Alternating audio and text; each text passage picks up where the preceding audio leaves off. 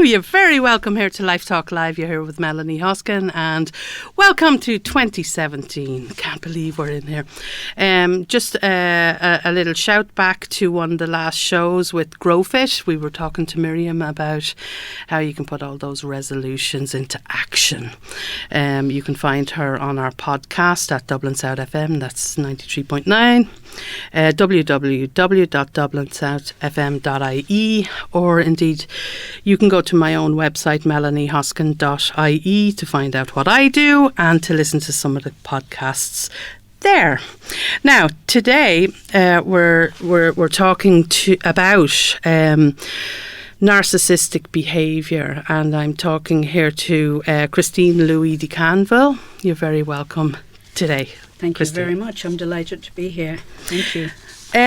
Christine, I'll just give a little bit of a background on you. You've been a psychotherapist for over 25 years. Your website, it posts original and much needed information for educating both therapists and survivors of narcissistic abuse. Yes, indeed.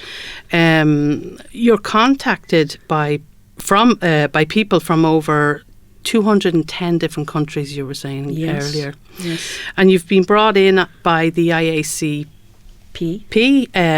That's the Irish Association of Counsellors and Psychotherapists, to train their therapists in terms of dealing with victims of narcissistic abuse. Yes, the two boards have actually, the two main boards in Ireland, the IACP and the IAHIP, have both very much taken this work on board, and one did an intensive interview with me and published it, and the other body has actually asked me to go around the country and give workshops on the whole business of narcissistic personality disorder for therapists. Okay. And they funded that, and they provided those workshops free to their members. So obviously there is much of a need for education in terms of therapists actually being able to navigate sessions with victims of narcissistic abuse, right? Yes. I think probably for the first time we're going outside of the term of domestic violence. Yeah. And of course, domestic violence does incredible work. That, wonderful, wonderful studies have come from that. Unfortunately, we're inclined to think of domestic violence as only happening within the home. But narcissistic abuse happens everywhere. It happens in the home. It happens in the workplace, in friendships, in organisations against us. For example, the banks and what they did in the last few years was driven by pathological narcissistic abuse. And now we're suffering, a lot of people have suffered and lost their homes as a result. Okay. Now you've also written a book called The Three Faces of Evil. The unmasking the full spectrum of narcissistic abuse. So you've put this book together. Now, when I think of narcissist, it's kind of, Christine, it's like a word we throw around for a really selfish person. Yes. Or it's a criticism that we might put on somebody that is vain or maybe a bit arrogant. Absolutely. So we mislabel these people as narcissistic, or they might be, is it true to say they might be kind of narcissistic or a little bit narcissistic, or... Well, you're right. A lot of people, when we hear the term narcissistic, and even people will bandy it around, even young people use it about themselves. Their meaning, they're what you say there, that they're, over preening themselves, that they're spending a lot of time in the bathroom looking after themselves and that sort of thing, that they're full of themselves. But that actually is very, that's not dangerous. That's not a problem. We all do that. But narcissism, actually, we are all narcissistic to some degree. All of us. Yeah. And in fact, we need to be in order to be healthy. So there's healthy narcissism as well. So is that like self-esteem or confidence? It's more than that. It is a certain amount, but it's to do with our ability to be able to relate to other people. It's about, for instance, if you're healthy in your narcissism, you won't be jealous or envious of somebody who's doing well. You'll actually be delighted for them if they're people you know, and you'll encourage them to go further. Where if you have a pathological narcissist, someone who is disordered, they will be highly envious of anybody they know that are doing well. And are these people common, Christine? Very, very common. Very, are they very a lot common. more common than we think? Like I think Yes. of little old Ireland and we've got this conveyor belt and we're rocking off the narcissist by the new time. Could that be true though? I'm not altogether certain of the percentages because it seems to differ depending on the studies. I haven't actually sat down and done that kind of study myself, but they say that 70% would be males and 30% would be females. But actually that has not been my experience in the therapy room. Okay. I'd say it's nearer 50% that I'm dealing with. One of the reasons why I think that females are very under counted is because a lot of the women are actually mothers. Okay. And mothers have access to their children all of the time behind doors. And very often what they present in the outside world is not what the child experiences in the inside world, in the house. Okay. So I think women, also to do with stereotypical norms, narcissistic men are going to be very aggressive. If they're your boss, they won't think second about shouting at you. If you're their secretary or you don't move fast enough for them, or they will shout at you. They might swear at you at times. Women don't behave that way that much because stereotypically it wouldn't be seen right for a woman to behave like that. So women actually behave different. So they can kind of match their behaviour to societal expectation? To some degree, yes. Okay. Working within those limits, yes. Okay, now you've done a lot of work with this. I mean, you've done the book. I mean, you're an author, you're a speaker, you're a consultant, as well as being a psychotherapist for 25 years. You've a huge wealth of experience and knowledge around this subject matter. What was it that motivated you to go this way? Well, I suppose in my own childhood, I grew up in a family with a brother who was very disorganized. I loved him. I adored him, spent a lot of time with him.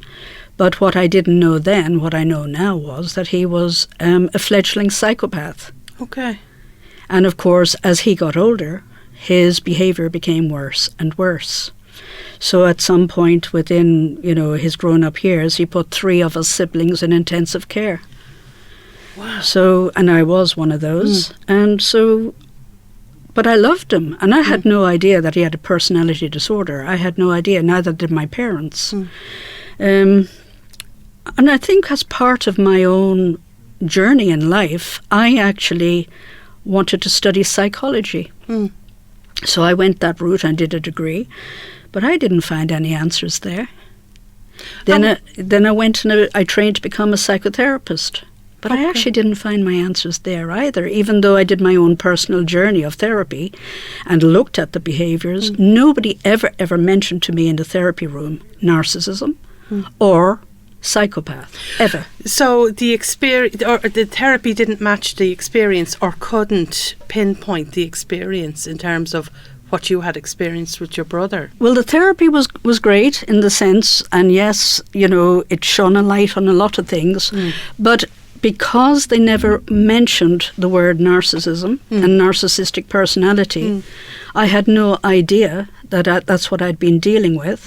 But what happened then for me was that actually in my lifetime I've actually experienced narcissistic abuse 4 times in my life. So my brother was only one of them. Yeah. So I was conditioned to actually respond very much to narcissistic behaviour. Okay. But I had no idea of that. And it was only after the 4th one, which was about 10 years ago, that I actually asked probably the best question I ever asked in my life. And I said, hang on, the common denominator in all of these instances is me. So what the hell am I doing that may be attracting this to me? And so I went on that journey then to discover. So I discovered the term narcissist when I was researching, but I actually wanted to learn about my own defense mechanisms and what was it that I might be doing without even being aware of. Now, I was a therapist for years at this stage, and it was never part of any therapy training, and I've trained in many schools of thought. Yeah. Never was it any part of my training, and so it was for most therapists. So today that is changing, and so now therapists are becoming aware. So when victims come into the therapy room, hopefully they will realise, because it's important to actually have it named. Is it common for professional bodies to bring people in to train therapists, say, in this area, in this field, narcissistic behaviours or abuse? Well, ideally what I would love to see this on the training programs to begin with, for psychotherapists, counsellors. But many, like myself, who've been years, since they've been trained, there's not an awful lot that they have to learn. What they have to learn is they need to be able to recognise narcissistic behaviour. And then from that, to also understand the effects of that behaviour on the individual. Yeah. Once they can do that, they've got actually all of the training that they need to deal with then things like codependent behaviour, pleasing behaviour, whatever it is that's making a person vulnerable. And then most of all, the most important thing is to validate what has happened to the victim. Because a lot of the time therapists, through no fault of their own, I get letters all the time from all over the world from people saying in therapy that therapists told them, look, that happened to you 5 years ago, 10 years ago, let it go, move on. But it's not validated what has actually happened to them. And they can't move on because they're still trying to make sense of it. I was just going to say that to you, how you can move on from something when you can understand Absolutely. it. When you can't understand it, it's still a mystery to you. Yeah. Yeah, and it's great that the IACP is it's fantastic. Bringing people in. They're giving these lectures to their therapists for free, which is absolutely brilliant. I think it's a brilliant initiative. In terms of I want to use this show because I want to use it for the person or the listener who may be experiencing abuse, narcissistic abuse, and may not be able to label it. So in terms of empowering them, I would like to look into exactly what a narcissist is and exactly how life changes when one comes into your life. Okay. What causes narcissism, Christine? It seems that there's no true answer that I can give you on that, but certainly the research would see that it's probably due to faulty parenting. So, for instance, usually it's attached to the mother. But, of course, in my case, it wasn't that. In my case, my parents were both actually very loving parents, and my brother, why did he turn out to be like he was? But my brother, we're talking about in the 40s, went to school in a Christian brother school, which was very violent. And probably to do with his own personality type, they tried to break his spirit, and he would not allow that. And so he became, quite difficult. And of course, he'd bring that behaviour back to me, and he'd act out his frustration and distress and anxiety on me. Now, just at that stage, if there had been some intervention there, could things have been different for your brother? I actually think that we're looking at the whole area when we're talking about psychopaths. We're looking at the high end of narcissism, the top end, because in my book I talk about 3 levels. I talk about classical narcissism, which of course would be very selfish. These people would be controlling, they'll feel that they're entitled to everything, but they're benign.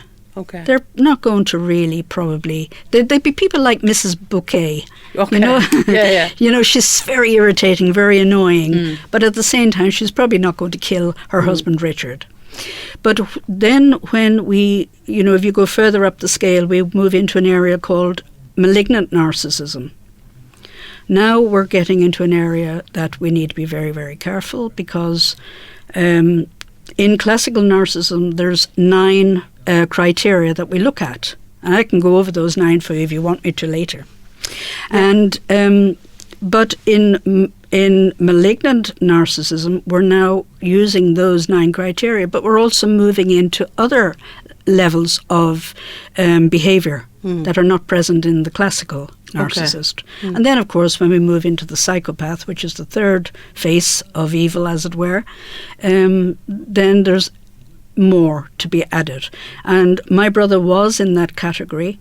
So my brother actually had a very serious accident at 2 years old. He fell out of an upstairs window onto his head. Okay. And it is believed by everybody I've spoken to that he had actually frontal lobe damage, which actually meant that he had no control over his emotions and his violence. When he would blow, there'd be no stopping him. So he'd be very much like the character in The Shining. Have you ever watched that movie? Yeah. Jack Nicholson. Crazy-eyed and mad, and you couldn't stop. You couldn't reason with him at all. But the rest of the time, he was loving, and he was soft, and he was gentle. So he was Jekyll and Hyde. Yeah, and when he would be in this kind of Jack Nicholson, not Jack Nicholson himself, but the character portrayed, how would he come out of that? If he was in a rage, or he was, kind of crazy-eyed or wide-eyed, how would he come out of that? Would he have to attack something? Would he have to bring himself out by... How would he relieve? He would relieve himself by literally using whatever was at hand on you. Okay. So you would end up being bashed, or he started with his own family of origin, but then later, when he was married and he had 9 children, his behaviour got even worse in the later years. Okay. And he'd act that out, and so his family suffered greatly under his hand. So he would blow. His rage would end with acting it out in a violent way. And then it'd be like nothing ever happened. Okay. You'd be left devastated, destroyed, end up maybe in intensive care, and it would never be mentioned again. It never happened. So that would be the release for him? That would be the release. So there would be no such thing as a time-out? No. A time-out would have been... No, because he had no control over that. He had no control once he got to that level. Okay. Look, we're going to come back to that in a few minutes. Thanks, Christine. We're just going to go to... Dublin South FM. Are you one of the nearly 10,000 Brazilian nationals living in Ireland? Would you like to study with Unigran, one of Brazil's finest universities? Unigran is one of the first Brazilian educational institutions to offer graduation and post-graduation courses to Brazilian communities overseas through our online distance learning method. And we have now opened in Dublin. Take a positive step for your future with Unigran. Por favor, entre em contato conosco no telefone 0156-32-365 ou nosso e-mail secretariadublin@unigran.br ou visite nosso site www.unigran.pt. Unigran, a única universidade brasileira na Europa e agora na Irlanda. Não esqueça de nos ligar 01563-2365.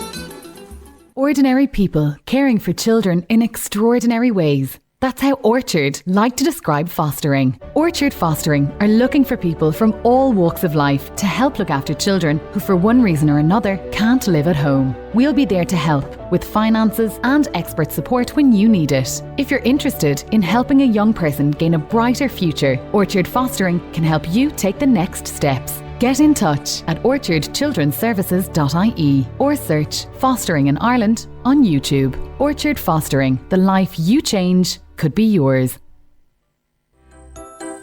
Do you need a professional-looking website or graphics for your company? Does your current website work on all modern devices, such as tablets and smartphones? If not, you are losing business. Preamp Digital Media provides a full range of solutions to give your company the edge in today's digital world. Please visit www.preampdigitalmedia.com for all the information you need. That's www.preampdigitalmedia.com. Dublin South FM. You're very welcome back. Life Talk Live here with Melanie Hoskin, and we're talking to Christine Louis de Canonville. You're very welcome back. Thank you very Christine. much. We were talking there earlier about your brother and your experiences with your brother and you know, and his life and your life as a result of his not diagnosis. He wouldn't have been diagnosed at that stage. No, he would never have been diagnosed, and you'll find that is true of most narcissists. They are not diagnosed at all. The ones that get diagnosed are generally the ones that end up either in hospital, mental health hospitals, or prison. Then they are assessed, but most are not actually diagnosed. And what is the typical behaviour of a narcissist in a relationship, you know, as they go through the phases of a relationship? Say, I'm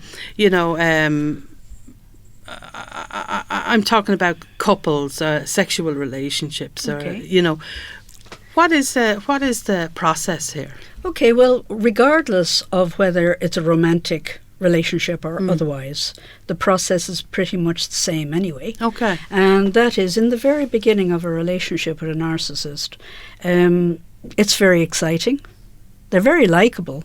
I actually love their energy because they're very different to me. So they, I suppose they bring out my playfulness. They're quite playful. And daredevils in a kind of a way. So they're very exciting. In the very beginning, they will make you feel like $1 million. They're very attentive to you, but that's only in the very beginning of the relationship that they'll be attentive to you. So are we talking about, you know, I suppose Ted Bundy types, who was, you know, obviously a pathological psychopath. He would have been a psychopath, full blown. But obviously narcissistic traits and characteristics there as well. But hugely, what would you call him, charismatic. Very charismatic, very handsome. He actually worked counselling people on, on the phones. Yeah. So he would have come across very empathic, compassionate, I'm sure.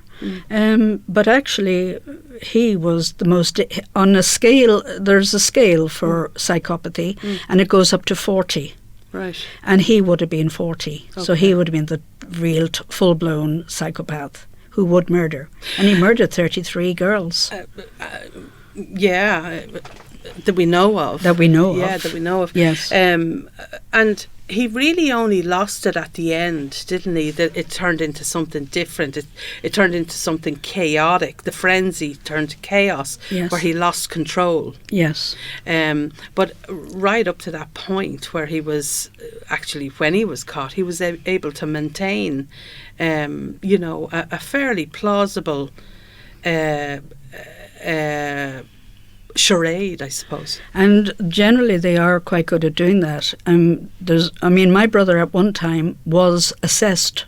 I don't know why he was assessed, because I wasn't having contact with him at the time, but I know he was assessed by a psychiatrist, and they thought he was a lovely fellow. So he was able to manipulate the psychiatrist. So that's, I suppose, where training will be so important for professionals to be able to identify. Well, yes, unfortunately many therapists are taking in, because probably as a therapist you are most likely to come across a narcissist when they come in as a couple. One of them might be narcissistic. But they're there to get their partner fixed. They're not there to make any changes on themselves. Their partner is the problem. And they'll do very often, unfortunately, therapists will fall for the fact that the victim often seems the chaotic one. They seem like that they're not quick and they're not sharp and they're maybe a bit depressed, and where the narcissist actually is on top of the game. And they will seduce the therapist very often. I mean, I had a couple come into me once, and after a little while, I said my little piece to both of them, and then eventually he turns around to me and he lets me know very, very well. But I was onto it. But I mean, had I not been onto it, he let me know that he had researched me, that he considered me to be the best in the country. Because this is seducing me. Building rapport. Yeah, absolutely. Going beyond rapport, he's actually letting me know. He's letting me know, first of all, how clever he is, that he's taken the trouble to actually research me. But he's also letting me know that he would only ever go for the best, and he considered me to be the best. But this is all part of the seduction. And unfortunately, therapists are not aware of that at times, and they do fall for it. And then the victim does really look like they are the problem. They're the one with low self-esteem. Yeah, and at that stage, the victim is probably caught because they've been stripped of their self-esteem and their sense of identity. So will follow what their partner is saying about them. Sure. So they will own this. Yes, absolutely. Yes. Okay. They've been worn down and their self-esteem has been crushed, and they know they're confused, and they've come to a stage where they can't even rely on their own memory anymore, or their own intuition. And I always say, when you start doubting yourself, it's time to take a time out or a break away and figure some stuff out. Yes. Yeah. So in terms of say that couple, what were the dynamics there? Now, I mean, I want to use this in a general term. I'm not talking specifically. Yeah. But in order for listeners at home maybe to recognise or maybe pick up on some stuff that might be happening with them if they are with a narcissist, what kind of things was that person going through? Or did what I would suggest, or what I would be looking at in the therapy room with the victim, would be, what were you like before you met your partner? And very often they will, the picture is very different. They'll tell you, well, I was very confident, I was, well able, I was able to hold any job, so I was successful in my own way. And it is a fallacy to think that narcissists target stupid people. That's a fallacy. They're attracted to actually powerful people. Okay. And part of the attraction is if they decide that you are going to be, that they pick you as a target, there's something about you that they respect. They might even see you as superior to begin with, and that's very attractive to them. Because if they can move with people who are strong and maybe, seeing them as superior, then they're moving into, they'll be also seen as being superior, being able to move with you. Okay. So very often they will describe, they don't know who they've become. They used to be very confident, they're no longer. Sometimes they're not even able to hold down a job at that stage. And they don't know where they went, and they don't know how it happened. So there are certain, will I go over the criteria? Would that be a good idea? Yeah, that would be a great idea. So what I would do for those of you who are listening and you're finding that you're in a situation, now it might not be romantic, it could be in the workplace or it could be in a friendship, but that the relationship began differently, where you felt that you were equals, where you felt that you were totally understood, that actually it all, you hardly even had to explain yourself. This person seemed to really understand you. In the beginning of the relationship, what happens is a narcissist actually is attentive. They get to know who you are.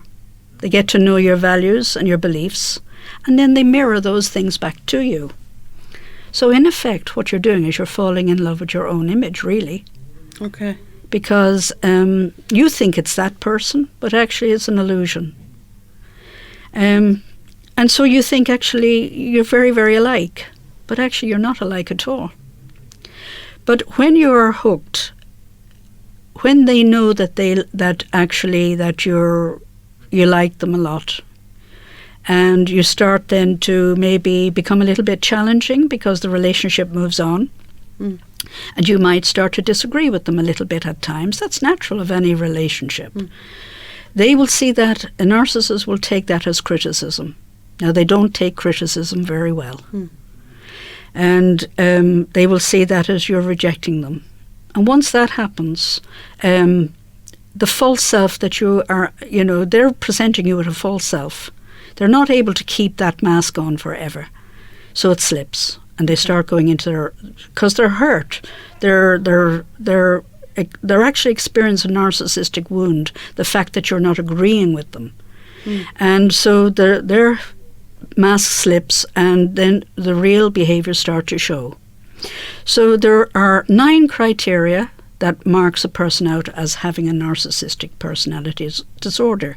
So as the victim's story unfolds in the therapy room, I'm looking for the evidence of those criteria. Okay.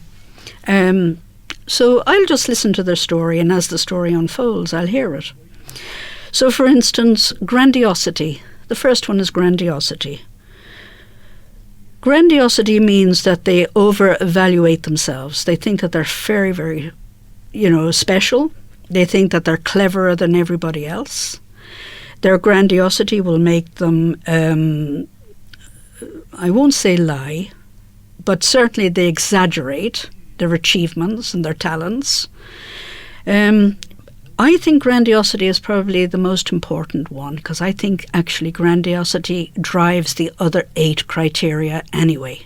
Okay. So really, really thinking that you're special and that you're above everybody else. So grandiosity is the first one. Second one would be power and control. The narcissist has to have control and power. And they will look for that in the relationship. It'll show itself in small ways, like they'll be the one who decides what restaurant to eat in, perhaps, or they might decide what you wear. They might not like that you wear that particular type of clothing. They might want to start dressing you differently. And that could be because, you see, they see you as an object. And you're representing them. If you're their object and you're on their arm, especially if you're a partner, then you're representing them. So they want you to provide the best picture. Kind of like an accessory. Absolutely. You're just an object, really. And of course, if you're in the workplace, they will be controlling everything you do. Yeah. They will be, maybe, for instance, if you have an idea, they might actually take that idea and they might actually bring it to their superiors as their idea. So here's power and control over you. You may not realise that is being done, but what they're doing is they're getting that word in. Oh, by the way, I've had this idea. I'm thinking of this. So they've sowed the seed that actually this is their idea. And I've seen this because I've worked for 18 years in the corporate world as a supervisor. And I see this many, many a time. So let's say the victim has no idea that actually their idea has been hijacked. So they might actually say to the narcissist, I'm thinking of actually going to the board with this, or, the upper management about this. And the narcissist will say, oh, I wouldn't suggest you do it now. The timing isn't right. They're looking at such and such at the moment, so that idea might get lost. But so what they're doing is they're manipulating you. They're putting you off, and so they hijack things, and they might actually put your work down. They might discredit you. They might tamper with, for instance, what I did come across in a company was. The narcissist was tampering with the diary, electronic diary. Okay. So they would move people's appointments around on them. So then, real sabotage. Sabotaging their work, showing that. So they might take somebody off the diary, and of course that person comes in for an appointment, and there's no time hasn't been put aside for them. And of course it makes that person look bad, that they're slipping, that they're forgetting. So this is all part of what's often called gaslighting behaviour. Yeah, we'll talk more about gaslighting later. We're just going to go into a quick commercial break with a song. Thanks, Brian. Dublin South FM. Hello, you're very welcome back here. You're here on Live Talk Live with Melanie Hoskin, and we're talking to Christine Louis de Canonville here today about narcissistic behaviour. Now, we were looking at the characteristics before the break, and you were talking about power and control. You were talking about how a narcissist will sabotage or manipulate, whether in a relationship with you or a friendship with you or a working relationship. Yeah. So they're very kind of insidious or something. This relationship it's very sneaky. It is very insidious. Don't forget the 9 criteria that I'm going to go through. We all, you might say, yeah, but Christine, do we not all sometimes want to control, or are we not a little bit grandiose ourselves at times? Absolutely. Yes. The difference with pathological narcissism is that means developed narcissistic personality disorder is that they live out of these 9 criteria all of the time. So the scale is high. Like out of 10, it's high. Whereas most of us kind of we're in around 2, 3, and it might kind of come up on the graph. That's right. It might come up to 5 and then lower back down again. Yeah. Or if we're a time when we can become very narcissistic would be when we're going through great stress. For instance, a bereavement. So let's say if we lost somebody very close to ourselves, could be husband, wife, parent, child, whatever, we will be very distressed. We will regress to a narcissistic stage where we're feeling frightened, we're feeling, how am I going to cope, how am I going to manage? And so we might then look to want attention and want the power and try to control everything. But that is normal, that is healthy. As soon as we settle back down and find our equilibrium, we'll go back to our normal state. But the narcissist is in this state all of the time. Okay. That's the difference. Okay. Moving on? Yeah, so another criteria would be narcissists see themselves as very, very special. Okay. So they feel that they can only be understood by very special people. So like that client who came into the therapy room, he picked me because I was, in his head, special. Therefore, I could understand him better. Because you have to have high intelligence, they think, to understand them. So you'll be dealing with... They always want to speak to the people at the top. So they always want to, at one point I remember having somebody with me and they were very narcissistic, and I actually was referring them on. And at one point, so I was breaking this to him. It happened to be a man, but when I talk in narcissism, I'm talking about men and women equally. Yeah. But this one happened to be a man.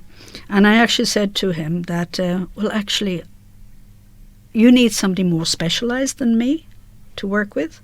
So I'm going to recommend you to go to a psychiatrist that I know is very good. Now, I think most people would be, oh my God, sending me to a psychiatrist. But actually he was delighted because I was sending him to somebody with more credentials as far as he was concerned, somebody more special than me. So actually he liked that. Okay. But they also have a God complex. They are so special that they want to be the centre of attention all of the time. So when you go out with them, they want to, they're going to hog the limelight. For myself, I learned quite young, I didn't try to take the limelight from my brother. And so I learned to live in the shadows. But I'm actually very happy in the shadows as a result of that. I don't need to be, actually it's more difficult for me to be standing up and in the limelight. That I find difficult. But the narcissists are always wanting to be in the limelight. So you might find that now with whoever you're working with, or if your partner is narcissistic. So they require excessive attention and admiration. They'll always be looking to be told how wonderful they are, how good looking they are, how clever they are. So they can't get that enough. One of the reasons is probably growing up as a child, they didn't get affirmed enough. They are victims of their past, without any doubt. And so they never really got that from the authority figures in their life, whether it was at school, whether it was in the home. So they never stopped looking for that locus of evaluation from outside themselves. So that's why they need something called narcissistic supply. Have you come across that term? I've never heard that term before. Okay. Well, narcissistic supply is anybody, actually, that there's two ways that they get supply. They can get supply from things, so let's say from the clothes that they wear, from the car that they drive, the address that they live in. So they're anything that makes them feel good about themselves is narcissistic supply. But it can also then be the victims. So they're quite addicted to narcissistic supply. So they are addicted to having victims. Right. And this is the problem, because they need a supply, and maybe not just one. The more they have, the better they feel. So that's why they might be narcissistic at home and get their supply through their family, through their spouse, through their children. In the workplace, they'll do it through their colleagues. And in their friendships, they'll do it through their friends. So it's being surrounded by people who feed that. Absolutely. Who feed that, who genuinely think that they're a great person. Yes. That's a great person right there. Yes. They've got it all together.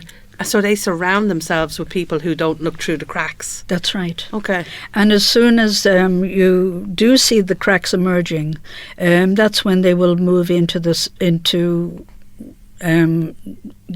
second phase of gaslighting. So the first phase of gaslighting is they make you feel very, very special. You think that they're grand, and they make you feel great. And you do feel great in their company. But once they have you hooked, they'll then move into the second phase of gaslighting.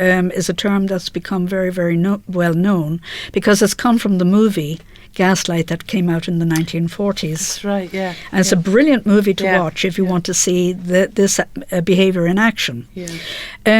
For any therapists that might be listening, or professionals that are listening, we would talk about it as ambient abuse. Yeah. And coercive control. So it's a combination of both.